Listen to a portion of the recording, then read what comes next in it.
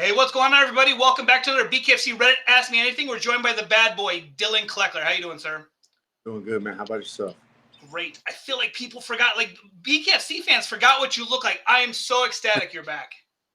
Yeah, me too, man. It's been a long time coming, and I'm glad it came back around, and I'm back with the BKFC.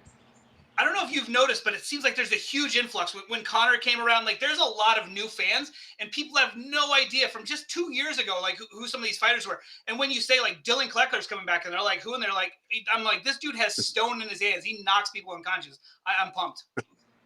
Yeah, yeah. I think Connor brought it back around when it very first started. A lot of those guys, once I got into it, a lot of people forgot about them. But I was a huge fan of the show, so I watched a lot of those earlier beginning fights in Mississippi. So I've been a fan of it ever since then.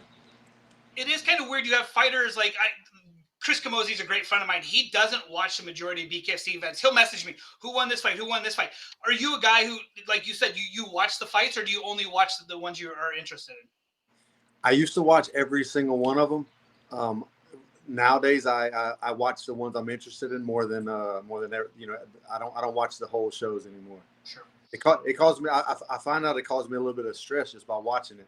And when I do watch it, it's my wife gets on me because I watch it I watch it muted the whole time. I don't, It, I don't want to hear all the noise. it's weird because like Sean and Chris try to stay like like down the middle, but sometimes you do feel like you're watching it. You're like, I don't see it how they're seeing it. So like I think the mute thing is a brilliant way to watch it. Yeah, yeah, yeah. It helps me out. All right, I'm going to give you a softball question. So your first question from a fan is from Jenna Hillman, and she said, "Ask Dillon what his favorite Pensacola eatery is." Oh man, favorite place to eat in Pensacola. There's so many. I would have to either say I'm a steak guy, so probably the best steak in Pensacola is probably at Jackson's Steakhouse. Either that or McGuire's. One of those two is probably one of my favorites. McGuire's is very commercial, but they got some good food too. Okay, so one of the guys on the Reddit said he doesn't think that you get enough credit for your mental toughness. You went through some crazy stuff in the ring. You had some crazy shit happen to you in the ring. How do you stay mentally tough, and how do you put that bad stuff behind you? Like, Man, that's an easy question. God, God has got me from where I was to he took me through all that, and he brought me out on the other side of it. I don't know how you couldn't be closer to God by doing a sport like we do. Some of the things that happened to me, man, they definitely brought me closer to God. Um, the whole realm of fighting in general, it's scary. It's intense. It's stressful. The months leading up to it uh, always brought me closer to God through prayer. Um, but some of the stuff that's happened to me in the last 5 years, yeah, I'm firm on it. I stand with God, and God is who I lean on. okay, so tying into that, so I reached out to your wife, and she sent in a question. I said, "Hey, you have something I could ask Dillon about?" And she said, "Something funny or silly." That's a tough one at the moment because our life the past 2 to 3 years has been a complete mess of rebuilding. Let me think on this. But what has been like? Why have you guys had to rebuild the last 2 to 3 years? Man, we've been going through a lot. As far as finances, getting certain toxic people out of our lives. Uh, uh, Most of my family members, we don't speak to anymore. Before that, we had, there was a couple years we had a lot of people passing away. A lot of people that were very close to us passing away. Um, and then on the other side of that, a lot of toxic people that were in our lives that we had to kind of separate ourselves from and remove them from being as close to us as they were. It's just things in that nature. It's kind of funny that you talk about that. Like, I only talk to a couple of my brothers, and like the one thing that I love about being an adult is you can pick your family and you can Right, weed those right, people yeah. out. And I hate how people go like, "Oh, well, it's this family member. You need to keep Oh them in my your life." God, It's like, no, fuck that. Like, if they're that bad, you is get rid of them. that is a four-letter word for me. We're family because most of the time, and I hate to be this way, but most of the time, your family's gonna be the first person to screw you over because they're the closest to you and they have that in with you. So your family might be the ones that you should watch even closer, especially if they throw that back in your face. You know, we're family. We're supposed to be. You have to watch that because those are the ones that are going to get you first because they're closer to you than strangers would be. Okay, so I'm going to finish. So your wife thought about it. She sent me this one. She said, ask him how I'm always right about everything and he never believes me about certain things without citing my source. So for his Oh, birthday, I bought him a genetic test that is 40 pages of his genes and DNA. So now he can no longer argue with me because, in his words, I built my case. yeah, man. I wish that wasn't true. My wife has been right about just about everything from her predicting fights, whether I'm going to win or lose, which is hard to hear from your wife if you're going to lose. But she's right about just about everything she speaks on. She's very she has great discernment, I guess is what you would say, and it drives me crazy because as a husband, like you're never going to be right with her, and I argue until I'm red in the face, just because just on the principle. Uh, and so things that I take as far as supplements, multivitamins, things like that, things that are wrong with me. She did a DNA test on me, and it gave her ammunition for the rest of our lives. And she made sure that she learned all 40 pages, verbatim. So she knows she can cite her source. She can tell you what page, what article it's on. So whenever we're in an argument, it usually ends pretty quick. And I normally keep my mouth shut because I know that she's coming from I know that she knows what she's talking about, and if I keep pushing, she's going to tell me exactly what page, what paragraph, and then as to why she needs me to do this. And yeah, I can't. I wish I could deny it, man, but she's right 9 times out of 10. If she's ever wrong, it's a celebration because she's normally not. Okay, I thought that I had saw you sign like a long-term contract a couple of years ago, and I thought we were going to see you fight. Did that did that end up falling apart? Like, didn't you sign like? And I know you had a different management team at the point, and like I said, I could have sworn that I saw that you had done some stuff. Why haven't we seen you in so long? See, and that was that's been one of the growing parts that we've had to go through. I was with first round management. They did absolutely nothing for me, so I dropped them. They didn't help me out at all as far as getting fights. Uh, Nothing. The only time I ever really spoke to them was when they sent me an invoice after my fights to get paid. Sure. So I dropped them as a management team, and then I started just representing myself and a good friend of mine that I was training with. Now he after the Arnold Adams fight where I fought for the championship, I didn't hear anything from the BKFC. I told the guy that I was training with, who was just a training partner, he basically held mitts for me, to take the calls from the BKFC, not to manage anything, not to turn anything down, just take the calls for me. Let me know what they're proposing, fights, anything like that. Let me know, and then I'll take it from there. For whatever reason, this guy that I no longer speak with, one of the ties I had, the toxic ties I had to sever, was turning down every fight. I thought the BKFC just wasn't calling me, because I lost that one fight, and I was like, damn, they're pretty they're pretty stiff. I lost to the champion, and then they're not even calling me anymore. So I had no idea why, and just till just recently, all this came to light as far as to why I never got the call again. I was speaking to one of the matchmaker that I always talk to, and he said, man, I've offered you like 5 or 6 fights. I'll show you the text messages where your manager was turning them all down. And I was like, shut up. That was such a struggling time for me financially because this is how I feed my family. This Sure. is how we pay our bills. And I didn't get fights for ever since then.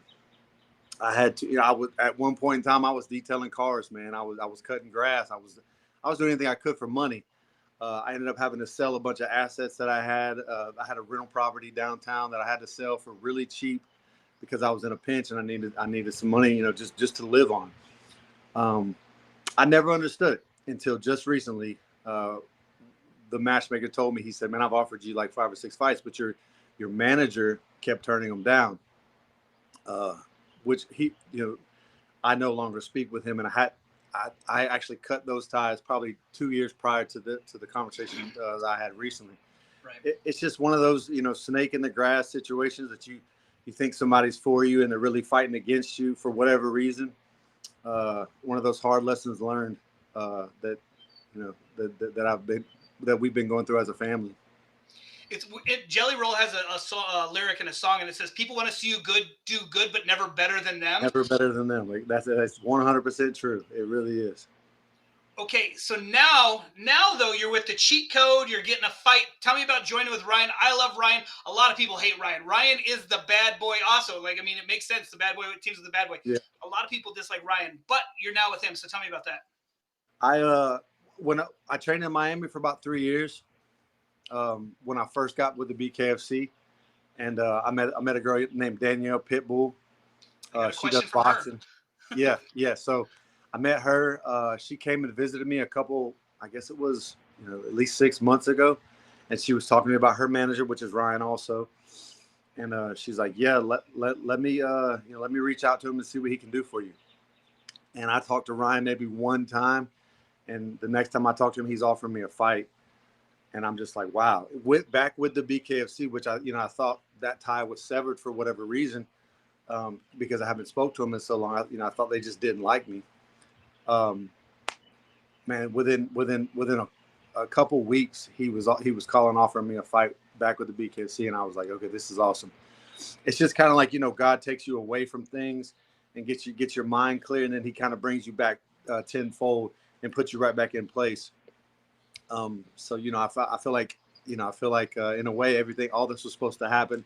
Meeting Ryan through Danielle, who I met when I was in Miami, all the pieces of the puzzle are starting to fit together, so to speak. Cool. It was cool because I like Ryan, and I was pumping like, where's Bryce? And they finally got Bryce to fight, and they said, "Hey, why don't you come help us corner Bryce for his fight?" So I thought it was great. So I drove 9 hours to do it, and like I said, it was so cool to like pick his brain and like watch Ryan work in the back.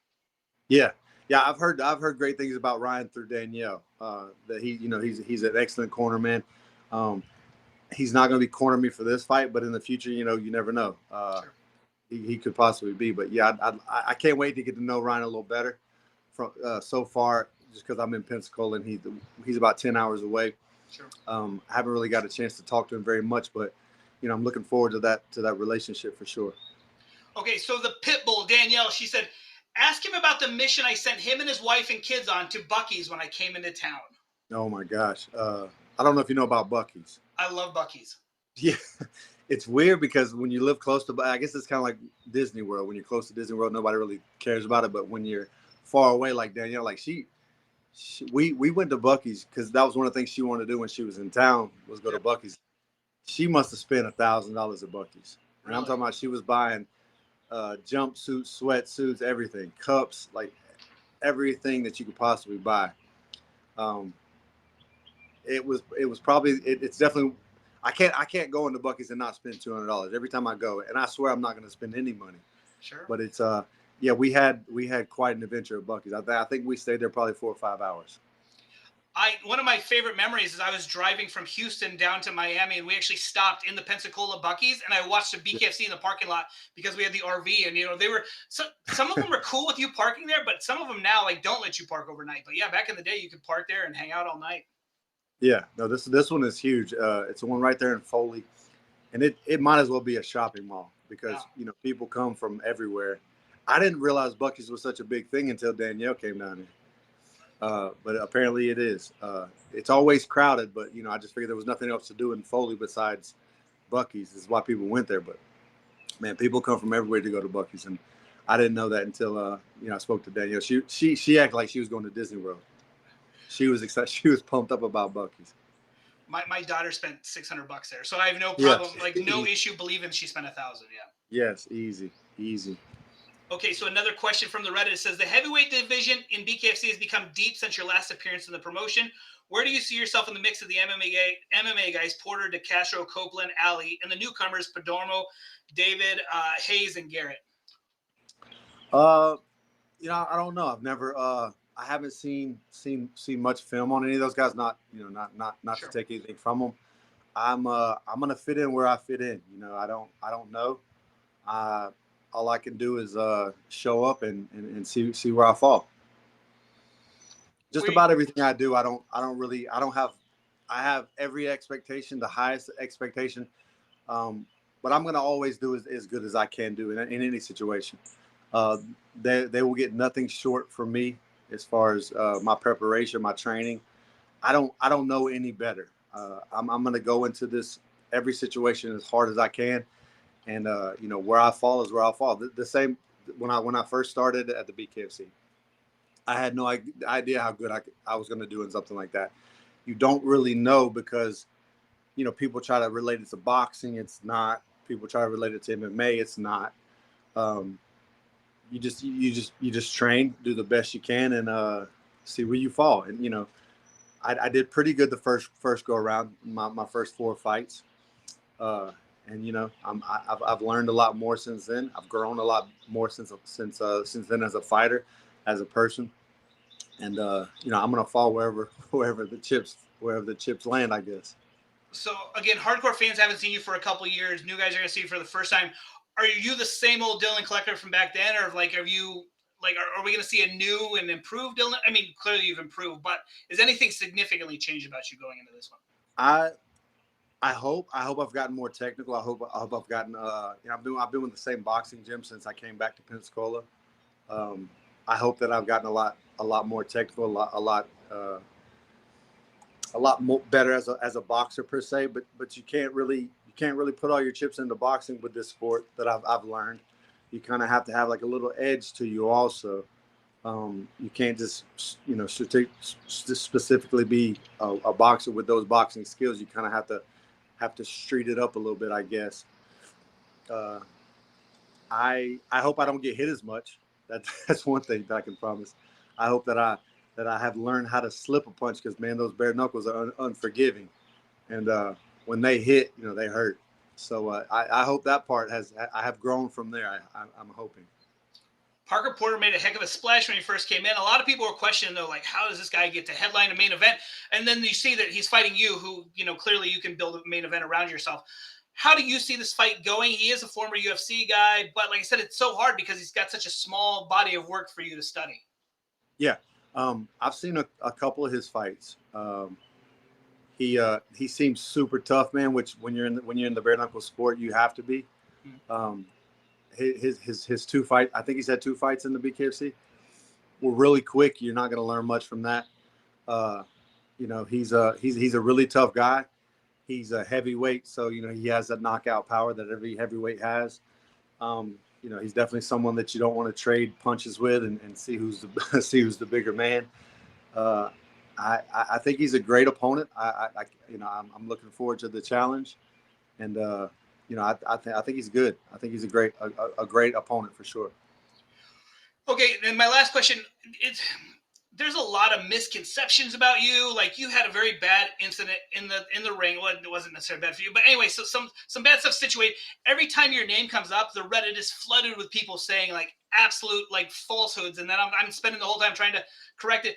Would you like to like clear up anything? Is there any like I said, I talked to you. You're like, hey, I gotta go pick up my daughter. You're like a great family man, and you're a sweet guy. But like everybody seems to be like, oh, this guy is a bad hombre.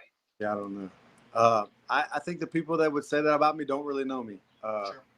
I, I still think about that fight that you're referring to, and it definitely has changed me. There was really nothing I could have done about what happened or leading up to that fight.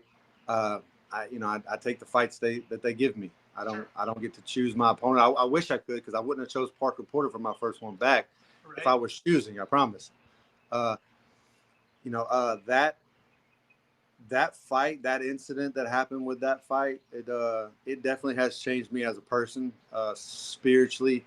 Every time I step in the ring, that now that becomes a possibility because before something like that, you don't really think about it, Sure. or it being in the realm of things that could possibly happen. Now it is for me because it did happen. I was on the other end of that, and you know, I got 2 young kids, man. I love the sport. I love the competing, but I'm not trying to die for this sport. You know, and it definitely has changed me a lot. There's not a moment that goes by I don't think about that. Um, Even, you know, to the point of even retiring, just because of the mental part that weighed on me. Um, I don't know. I don't know what people say about me. I don't know what people think about me, and I honestly I can't be responsible for how people think of me. Uh, but that moment, that incident that happened, it changed me. It definitely is on my mind and my heart every time I go to training every day.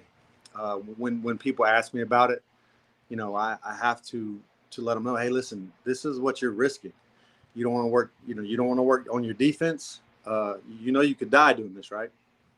Because it is a possibility that a lot of fighters don't think about, just because, you know, they haven't been in a situation where that would look like a possibility. But it is every time you come in there, every time you step in the ring, any octagon, it's a possibility. So, you know, take what you do seriously, because, you know, your next fall could be your last fall. All right, again, mental toughness and your faith. Like, I'm glad you're able to put all that behind you. I look forward to talking to you again. I can't wait to see you. Go get this win. I want to talk to you again. Like they said, cheat code, he's going to keep you busy. That's what he told me. So, Yeah, I hope so, man. all right, thanks so much. Do you have like any message to the fans or sponsors you want to thank before we call it a day? Uh, all my fans, all my sponsors that have stuck with me, all my old BKFC fans, a lot of them have reached out to me on Instagram. Thank you for being fans, and, you know, I can't wait to get back in there. And thank you to Jesus, of course, uh, for being with me through all of this, and my wife for, you know, keeping me straight, giving me all the right answers. All right, sir. Thanks so much. Can't wait to talk to you again. Best of luck. Thank you, man. See you, bud.